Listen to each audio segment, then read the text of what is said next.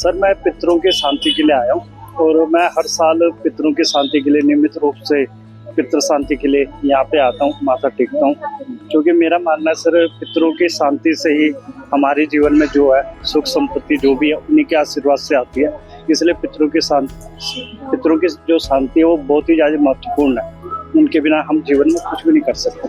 तो आप मानते हैं लगातार पितरों के निमित्त कार्य? बिल्कुल सर, बिल्कुल मैं सर पूरा मानता हूँ, इस चीज़ को मैं बहुत ज़्यादा मानता हूँ, क्योंकि सर पितरों का आशीर्वाद है तभी हम जीवन में कुछ कर रहे हैं, उन्हीं के आशीर्वाद से खा रहे हैं, अपना जीवन जो भी है चला रहे हैं।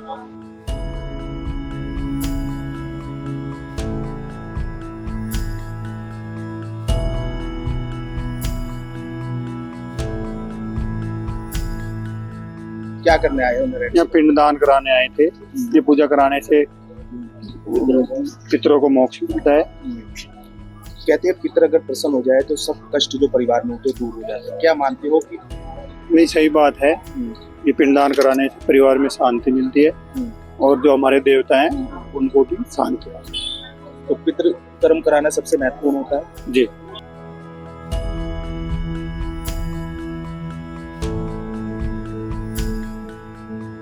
नारायणी शिला मंदिर में आके एक तो जो शांति सुकून मिल रहा है वो, और हमारे पितृ उनको मुक्ति मिलती है, उनके दोष मुक्त होते हैं। इसलिए रोज यहाँ आके नारायणी शिला में भगवान को हम जल अर्पित करते हैं। तो आप मानते हैं पितरों को मोक्ष प्राप्त करने के लिए नारायणी शिला एक सबसे बड़ा स्थान है? नारायणी शिला, गया, बद्रीनाथ, ये 3 स्थान ऐसे हैं जहाँ दर्शन मात्र करने से ही पितरों को मुक्ति मिलती है। अगर पितरों के निमित्त कार्य न किया जाए तो क्या पितृ नाराज हो जाते हैं? पितृ ऐसा है, भगवान अच्छा भी देखता है बुरा भी देखता है। अगर हम पितरों के लिए डेली कुछ ना कुछ जैसे जल अर्पित करा या श्राद्ध आए ये करें तो पितरों को मुक्ति मिलती है, शांति।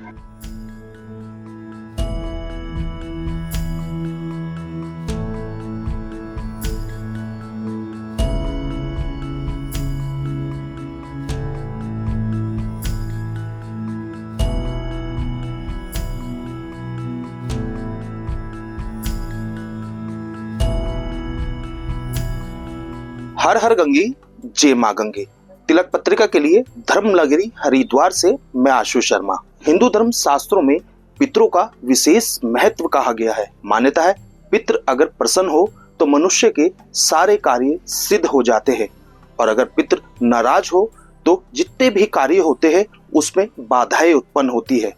पितृ दोष का सबसे बड़ा कारण होता है जो पितृ अकाल मृत्यु मरे होते हैं, और उनके लिए नारायण बलि सबसे महत्वपूर्ण मानी गई है।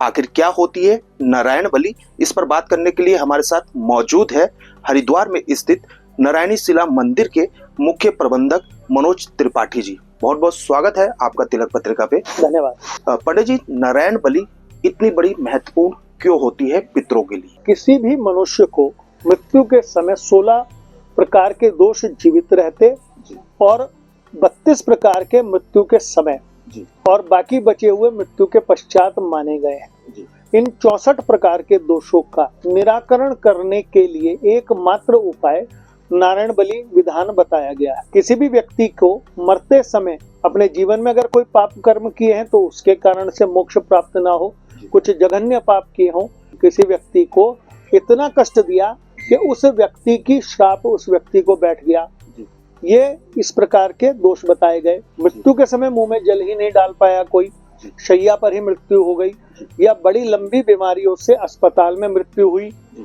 कोई दिया जलाने वाला पास नहीं था या कोई था ही नहीं जो राम नाम व्यक्ति के कान में डाल देता उस समय पर, ये मृत्यु के समय का।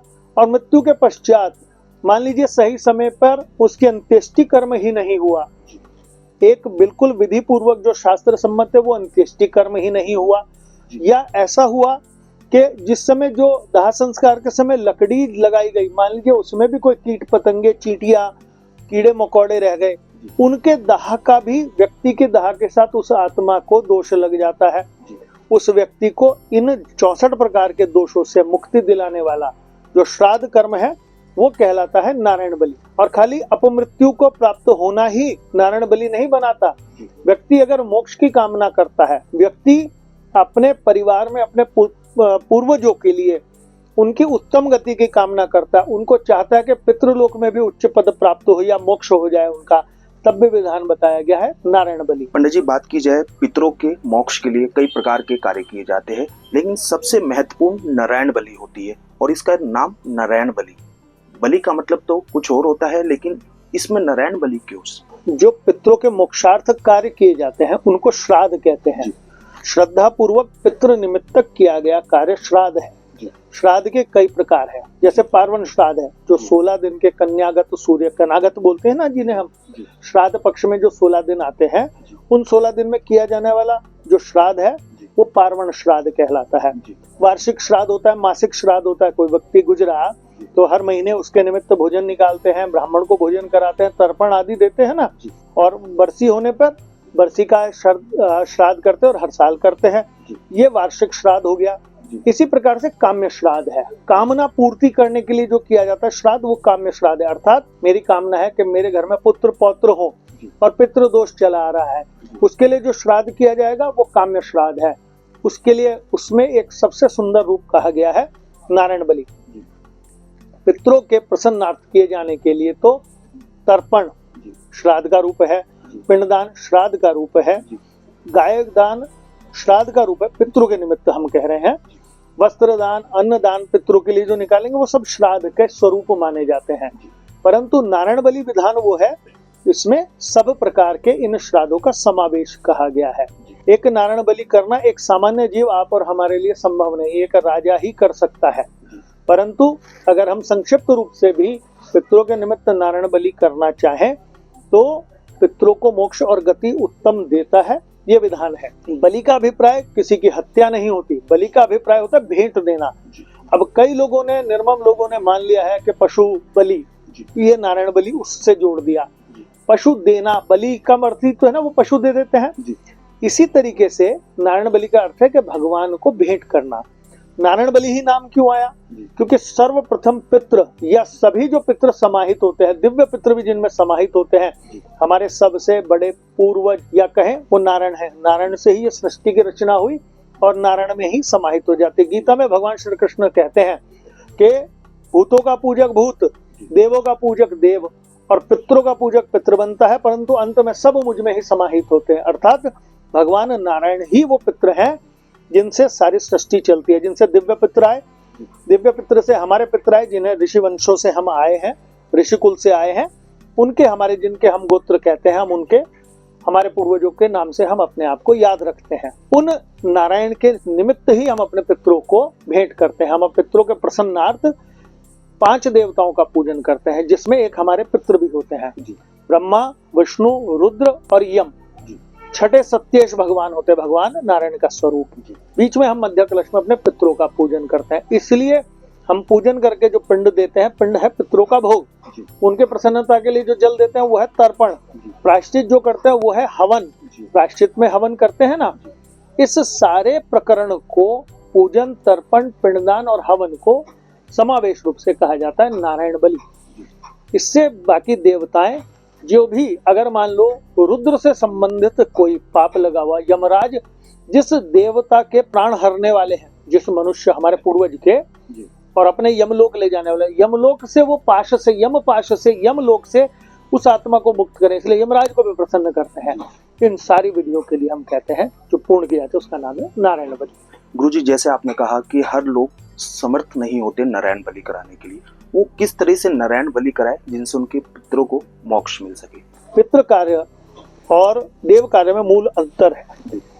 देव कार्य में आपकी भावना की आवश्यकता है, पर पितृ कार्य के अंदर आपकी सारी चीज शुद्ध होनी चाहिए। उसमें एक विशेष बात, ध्यान रखने वाली बात है, कभी भी बहुत लंबा चौड़ा विधान है नारायण बलि का। नारायण बलि में चांदी के बर्तनों का प्रयोग करने का उपाय बताया गया। 16 प्रकार की गायें, 16 तो वृक्षोत्सर्ग है, अर्थात बैल दान करने का विधान कहा गया है। नहीं कर सकता आज के समय में कोई एक गाय दान और एक वृक्षोत्सर्ग करना ही व्यक्ति को कठिन पड़ता है, पर उसके लिए संक्षिप्त विधि कही गई है, वो करे अवश्य, परंतु कर्जा करके ना करे। किसी भी प्रकार के श्राद्ध को लोगों से उधार लेकर करने का विधान नहीं कहा गया। श्राद्ध में तो यहाँ तक उल्लेखित है, आपकी अपनी जितना श्रद्धा सामर्थ्य हो उसके अनुसार करें। ऐसा भी ना करें आप सामर्थ्यवान है, करने में सक्षम है, और पंडित जी से बहस करके हमको नहीं, हम तो 501 रुपए में ही गाय दान करेंगे, 501 में गाय की पूंछ भी आपको हाथ में ना पकड़ाए कोई, सत्य वचन तो ये है। अपनी सामर्थ्य अनुसार, श्रद्धा अनुसार, और ऐसा भी नहीं कि आपके पास है ही नहीं।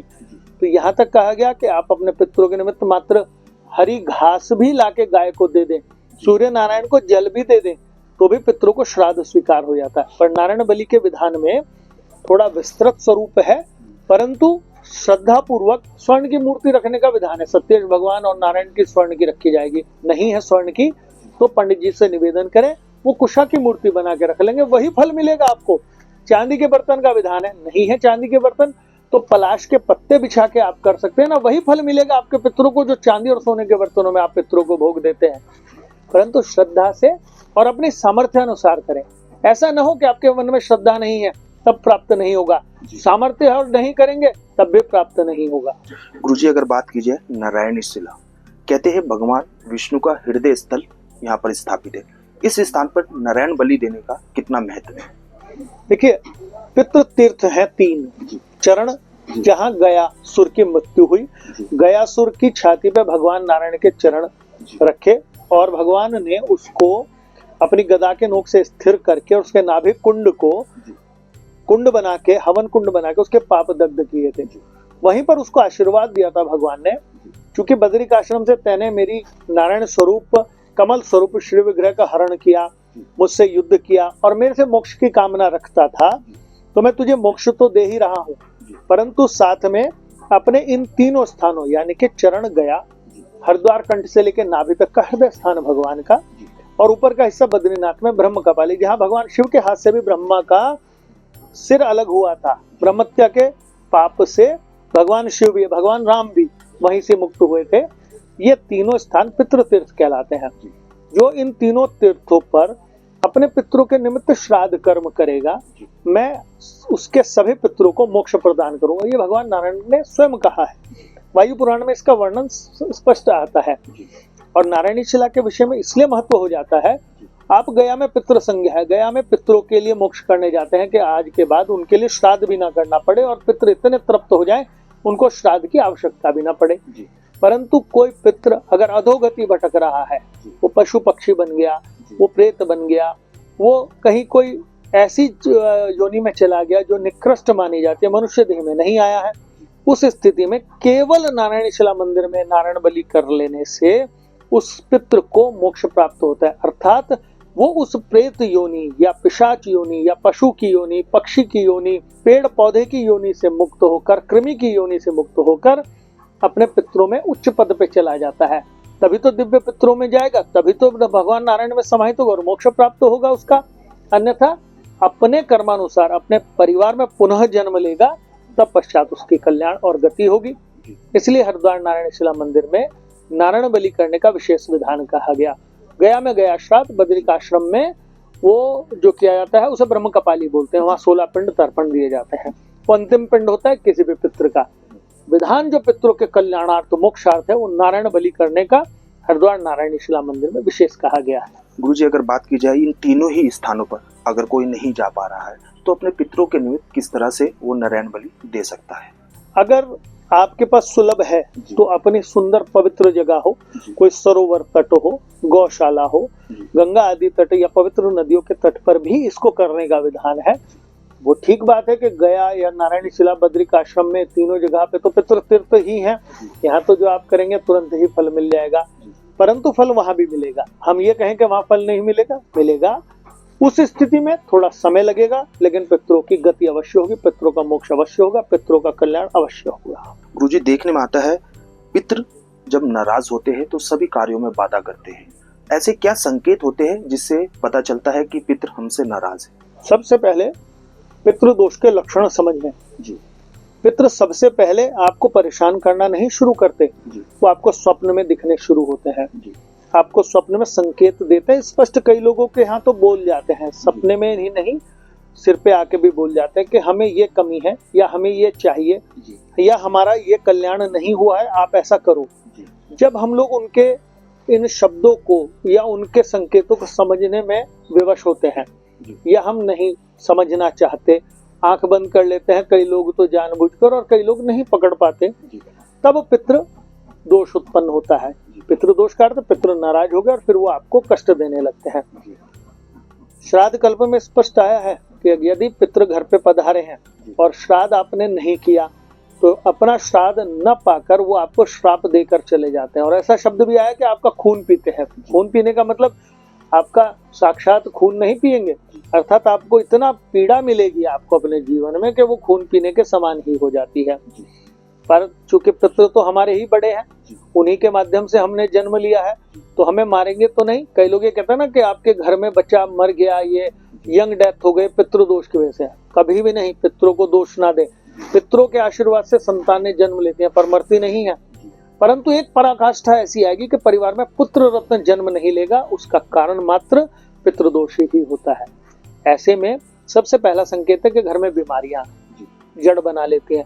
व्यक्ति कमा बहुत रहा है परंतु धन का संचय नहीं हो पाता। व्यक्ति की जरूरतें तो पूरी हो रही, क्योंकि बड़े हैं हमारे, रोटी तो देंगे ही, प्रसन्न नहीं रह पाएंगे। गाड़ियां हैं, हॉस्पिटल जाने के काम आ रही है, या कहीं ना कहीं किसी मुकदमों में फंस गए आप। ऐसे संकेत अगर आ रहे हैं तो पितृदोष के लक्षण है। और साक्षात है, घर में काले कीड़े अगर चींटे बड़े वाले निकल रहे हो, लगातार निकल रहे हो, मार्बल के पत्थर पड़े हुए हैं घर के अंदर, संगमरमर लगा फिर भी कीड़े घूम रहे हैं अगर घर में, तो ये पितृदोष के लक्षण है। अकारण ही घर में तरेड़ यानी कि दरारें आनी शुरू हो जाए, ये पितृदोष के लक्षण है। फर्श अपने आप दरारें ले जाए, जिस फर्श को आपने बड़े मन से लगवाया था उसके अंदर अगर आपको दरारें दिखनी शुरू हो जाए, समझ जाइए कि पितृदोष की शुरुआत हो चुकी है। दूसरा, अगर घर के तापमान में अचानक से आप ऊपर नीचे वृद्धि करें तो समझ लीजिए आपके घर के पितृ प्रेत योनि में भटक रहे हैं। भयंकर गर्मी में आपको ठंड लगनी शुरू हो जाए, ठंडी में गर्मी लगनी शुरू, समझे के संकेत कि प्रेत योनि में भटके हुए पितृ शायद आपके आसपास ही दिखाई दे रहे हैं। नारायण बलि कराना ही एकमात्र उपाय होता है जिसके माध्यम से पितरों की आशीर्वाद, पितरों की नाराजगी और पितृदोष समाप्त होता है। पितृ गायत्री कराएं यथा सामर्थ्य अनुसार, 31,000 से 1.25 लाख तक आपकी जैसी श्रद्धा सामर्थ्य कराएं। उसके पश्चात नारायण बलि संपन्न कराएं। जितना जाप आपने कराया उसका दशांश हवन कराएं। इस विधान से निश्चित समझिए ऐसे आपके मन की ऐसी कोई इच्छा नहीं जो पूर्ण ना हो, और आपके पितरों में ही इतना बल है जो आपके भाग्य का नहीं है, वो भी नारायण को विवश कर सकते हैं कि ये मेरा अनुज, ये मेरा अग्रज मेरा इतना भाव रखता है, इसको भी आगे जल देने वाला प्राप्त हो, अर्थात इसको भी पुत्र प्राप्त हो। इसके घर में रोग है, रोग समाप्त हो। इसके घर में धन नहीं है, इसको धन प्राप्त हो। ऐसे सुंदर आशीर्वाद केवल पितृ ही दे सकते हैं। गुरुजी, अगर बात की जाए नारायण बलि, क्या इसके कोई नियम भी मनुष्य को रखने चाहिए जिससे नारायण बलि सार्थक हो सके? सबसे पहला सुंदर, आपने बड़ा ही सुंदर प्रश्न किया। बहुत सारे लोग पूजा तो करा के जाते हैं और हरिद्वार की सीमा पार होने से पहले भक्षा भक्ष्य का प्रयोग करना शुरू कर देते हैं। तो ऐसे में क्या पूजा लगेगी? आप पूजन करने के बाद ब्राह्मण भोजन, गाय को भोजन कराएं, शुद्ध सात्विक बगैर प्याज लहसुन का खुद भोजन करें और कुछ समय पश्चात तक अपने पितरों के निमित्त श्रद्धा पूर्वक रह के भक्षा भक्ष्य का प्रयोग न करें। साथ में पितरों के निमित्त वैसे तो इस नारायण बलि आदि कर्म करने के पश्चात पितरों को श्राद्ध आदि की आवश्यकता ही नहीं रह जाती, परंतु अपनी जड़ में जल देना ही तो है श्राद्ध कर्म। तो आप पितरों के निमित्त श्राद्ध कर्म, उनके वार्षिक श्राद्ध पे, उनके जो है श्राद्ध पक्ष में आने वाली तिथियों के ऊपर आप उनके निमित्त कुछ ना कुछ अवश्य करते रहें, तो आपको इन नारायण बलि श्राद्ध कर्म का निश्चित अति सुंदर फल प्राप्त होता है। गुरुजी, जैसे आपने बात की नारायण बलि कराने के बाद पितरों के निमित्त क्या लगातार कार्य करने चाहिए या फिर नारायण बलि के बाद पितरों को मोक्ष मिल जाता है? छोड़ देने का कहीं पर शब्द नहीं आता। गया श्राद्ध के बाद भी जो लोग कह देते हैं ना अब हम पितरों का नहीं करेंगे, ना, बद्रिक आश्रम में कर देने के बाद पिंडदान का निषेध हो गया कि पिंडदान नहीं करना है, क्योंकि साक्षात विष्णु स्वरूप हो जाते हैं आपके पितर। परंतु अगर इनके बाद भी अपने पितरों के निमित्त श्राद्ध कर्म आप करते हैं, सांकल्पिक करने की जरूरत नहीं, पूरे विधि विधान से भी ना करो, आप दूध पेड़ा भी निकाल दो, उनके निमित्त तर्पण भी कर दो, गाय को भी भोजन करा दो, ब्राह्मण को कुछ दे आओ, अन्न का सामान दे आओ, बेटी के बेटे को कुछ वस्त्र आदि दे दो, दक्षिणा दे दो, इससे भी श्राद्ध की पूर्ति होगी और आपको कई लाख गुना फल मिलेगा। बंद करने का विधान कहीं नहीं है। बहुत बहुत धन्यवाद आपका, हमारे दर्शकों को आपने इतनी बड़ी जानकारी दी।